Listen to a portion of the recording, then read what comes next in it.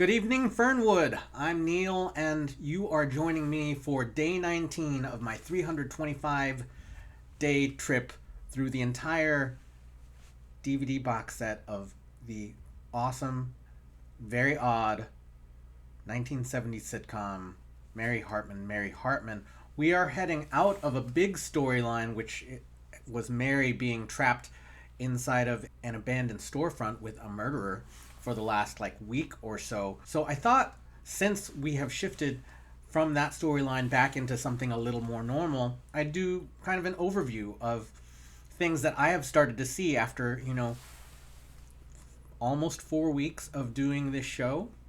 So let's do my overview of things that I expect to see during this show. If you're joining me here, maybe go back and watch what we've done already, but if you just want to catch up, or maybe you want to hear what I'm thinking about as I watch this show, here are some of the things that I'm noticing that maybe I don't always comment on. Things that I expect in this show are pauses.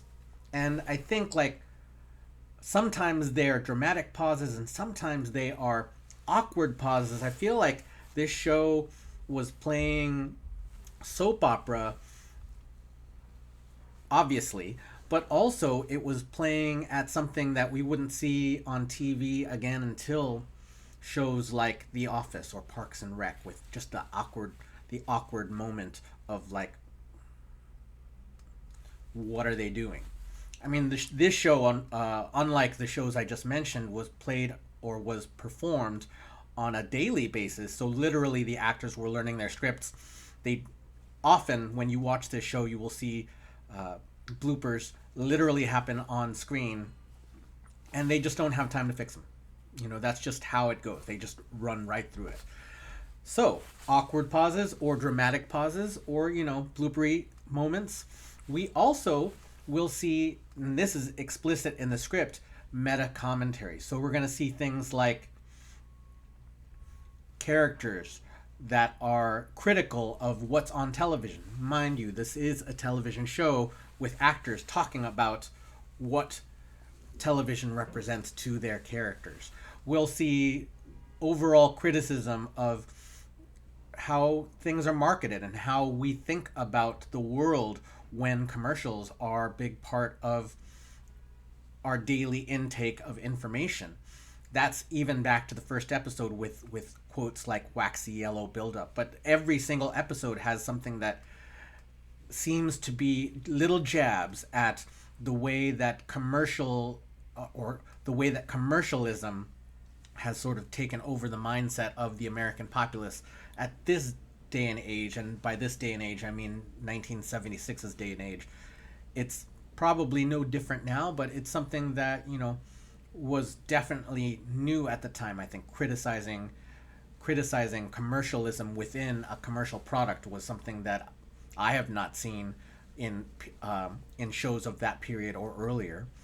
And then another little bit of something that I have come to expect after watching this show for nearly 4 weeks: the strangeness of emotion.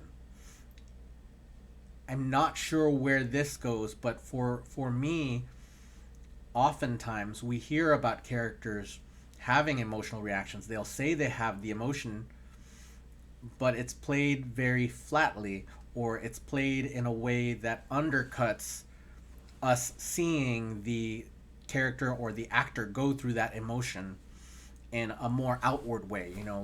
It's not usually like bawling, crying tears. It's more like, my lips hurt.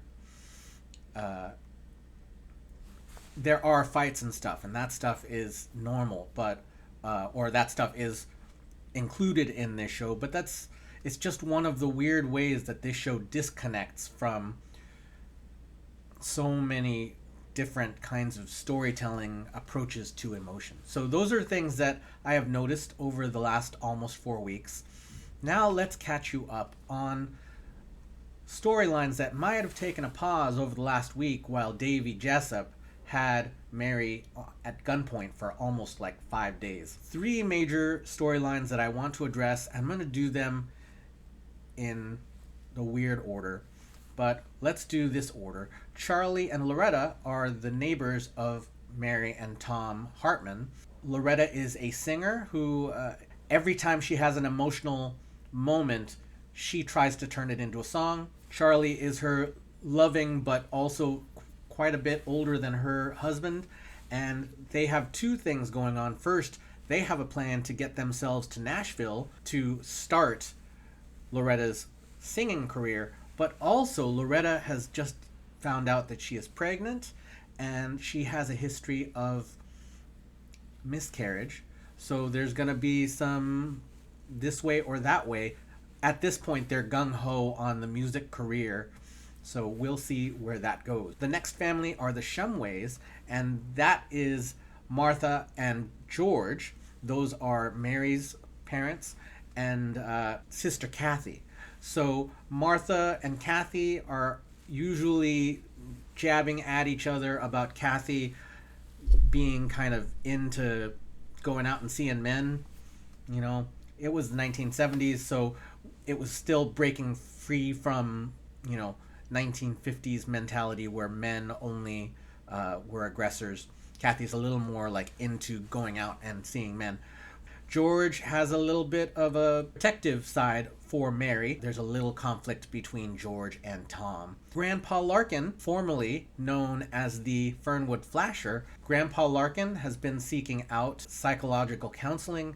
While he was doing that, he's run into two different women who, one woman is kind of stalkery, and the other is his counselor, who has admitted that she has fallen in love with the 70 or 80-year-old man, and she's like 20 something. So we'll see what goes on there. And then finally, we've got our title character, Mary Hartman, her husband, Tom, and their daughter, Heather, in the Hartman household. Heather is a young lady, of course. She more makes comments on the way that she sees the world.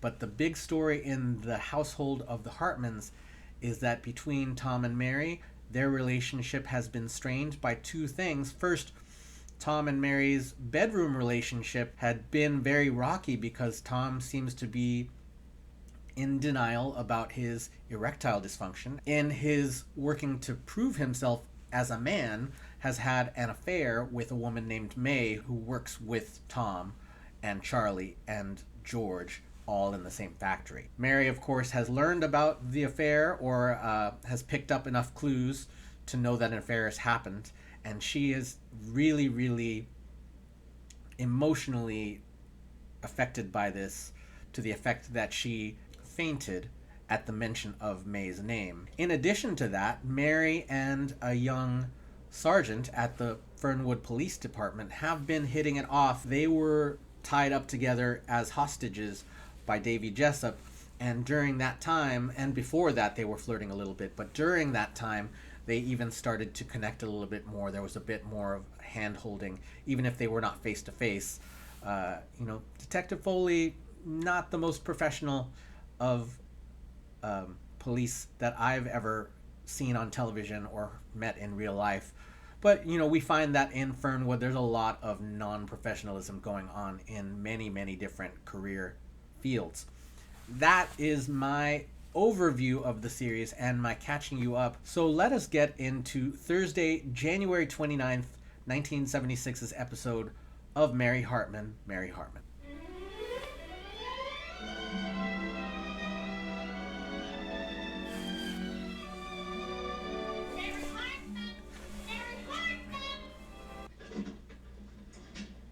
Now, Mrs. Hartman, just a few more questions if you don't mind. You're not too tired, are you? Of course she's tired. Have you ever spent any time with a mass murderer? Very often. Well, that's your business. Her business is being a housewife.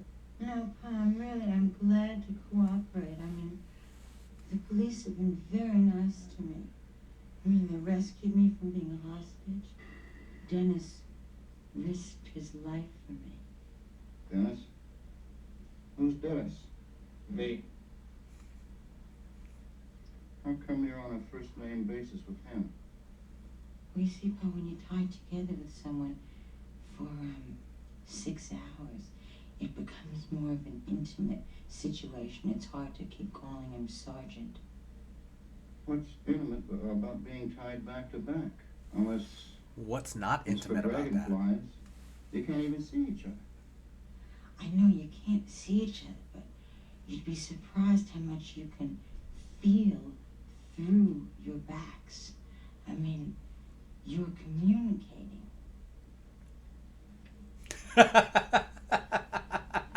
Look, what's the, Mrs. Hartman, I won't keep you any longer. Thank you very much for your cooperation. I know that this has been a very trying time. It really must have been a nightmare for you. No, not really. It was more like a bad dream. One of the strangest things about it was that while I was in there with Davy, I kept having the sense that this was one of the high points of my life.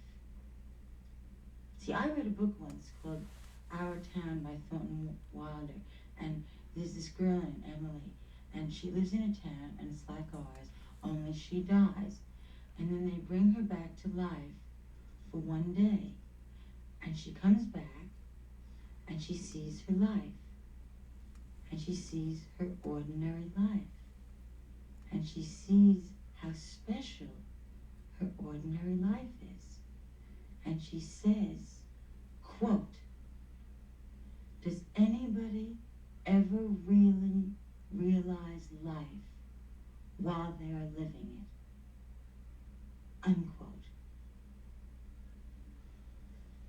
It was during this experience that I understood that phrase.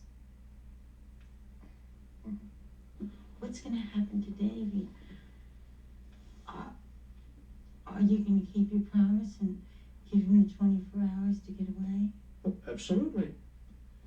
The honor of the department is at stake. We gave a promise and we'll keep it. You only put a gallon of gas in the car, that'll take him as far as the foothills and go surround him for 24 hours and then grab him. That's not fair, is it? Oh, Mrs. Hartman, do you want him to get away? After all, he's a murderer. It's funny how hard that is to believe if you knew him. I bet the Lombardis would have liked him too.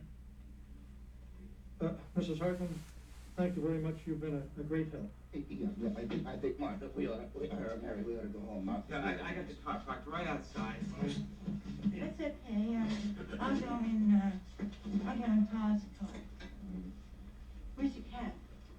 I had... Oh, I must have misplaced it somewhere. Where's your socks? Socks? I got my socks. Do you think you lost those in the excitement too? Huh? George is referring to May. Hello, Mrs. Hartman. Could I get a picture of you for the morning edition? Oh, That's fine. Now, if I could get just one more with, the other hostage. Sergeant, come over here, please. Dennis. Would you stand over here, please? Did you get right next to her? Yeah, that's fine. That's good. All right, now just one more, but the two of you, the way you were before, when you were hostages, back to back. Or could I get that?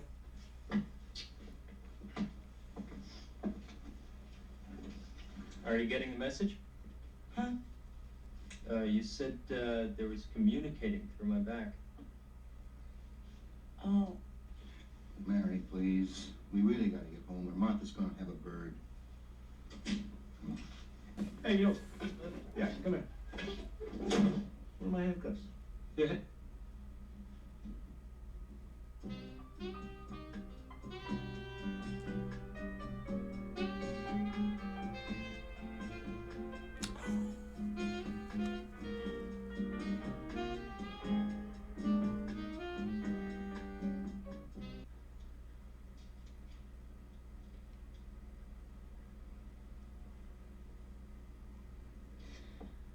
I swear, Miss Loretta, McCandless, Haggers, you have the cutest toes in all creation.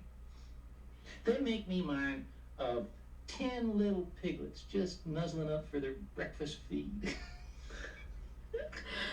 Oh, Charlie, you're such a sweet talker. Then how come I can't sweet talk you into putting off the trip to Nashville? Just a couple of more days, honey.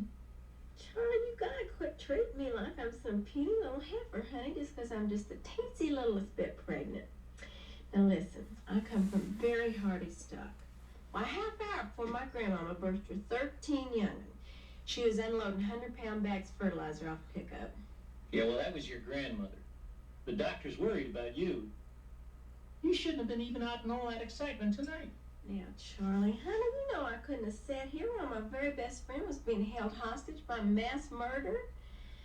Gosh, can you believe all that poor Mary's been through?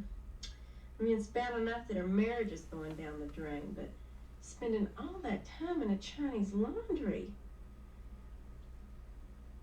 I said, Tom, when a pig strays out of the wallow, sometimes it don't get back in. It's only just enough to make you the instant overnight Nashville sensational superstar, that's all. How about just a few more days, huh? Just a few, so you can get some rest. Oh, Charlie, 8 hours sleep is all the rest I need. And I'll just wake up fresh as a doozy daisy and ready to hit the open road. Are you sure? Just as sure as I love you, a whole crunchy bun. All right, get your 8 hours, and then I'll check the car. Oh, baby boy, I'm so happy. And I'm just so excited. Come here. What about your toes? Make 'em wriggle.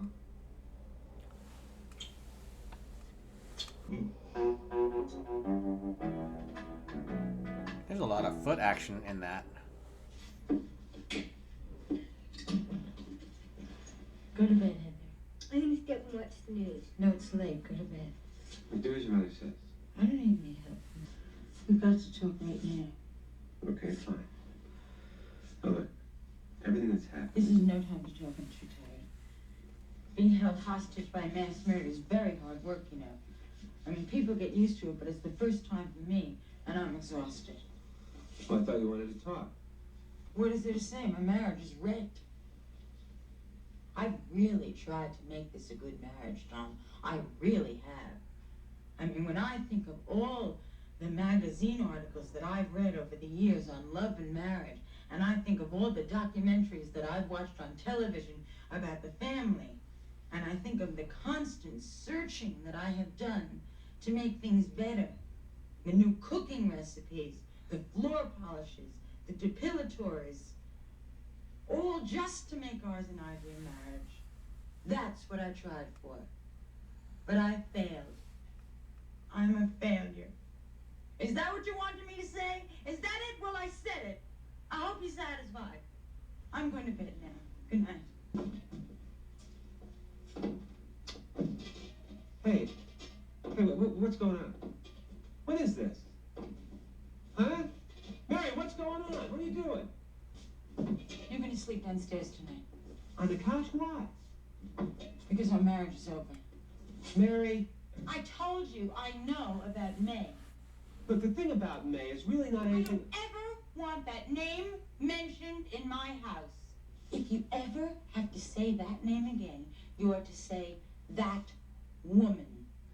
Couldn't you have had the decency to keep that woman away from a Chinese laundry where I'm being held hostage? Look, for your information, that woman is the one who got Reverend Standfast to go into that Chinese laundry and swear in that stack of Bibles so you could be released. Why do you keep talking about that woman? She doesn't have to do with anything. I mean, it's bad enough to have a husband who can't have sex, but to have a husband who can't have sex and is also unfaithful. Our marriage is over. Over? What do you mean, over? Huh? You want me to move out? No, you can't move out. I have enough work to do around here without having to do your work, too. What do you expect, that I'm going to be fixing the TV and mowing the lawn and taking out the garbage and fixing the washing machine and fixing the Then refrigerator? you don't want a divorce? You don't? A divorce? Who said anything about a divorce? I said our marriage is over. Well, what the hell's the difference? The difference is that you live here, but you sleep downstairs on the couch. On the couch? For how long? As long as our marriage lasts. As long as our marriage lasts. Yes. But you just said it was over. What, are you trying to confuse me? This isn't fair. All right, I'll tell you what. I'll do it on one condition. I'll sleep on the couch if you promise on one thing. What? They don't tell anybody about it. I mean, I sure as hell don't want people to know that my wife will let me sleep with her, okay?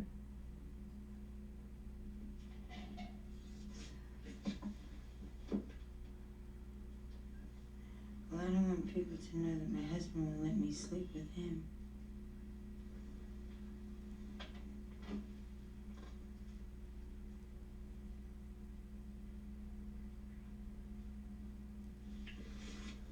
Okay. It's a deal. Okay. Everything's worked out.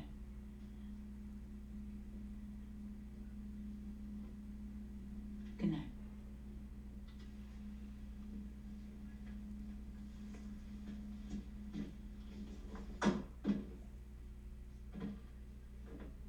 Everything's worked out, huh? She thinks everything's worked out. Well, everything hasn't worked out. She got another man, don't you? Well, I'm a man. I proved that. Proved it with May. I can get it on. You think I can't? Well, I can. So I proved that. So what else do you think? I can do it.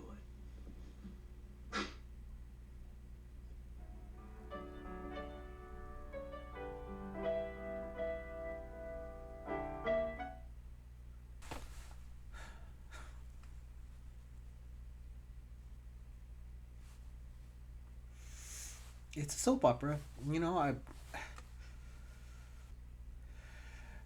Now that the big storyline is past, or now that big storyline is past, characters have been holding on to certain threads, in the background of that for a while. So they've been on the back burner. Now they're right out there. Of course, we have Tom and Mary. That's the big one. That's the big one right there. And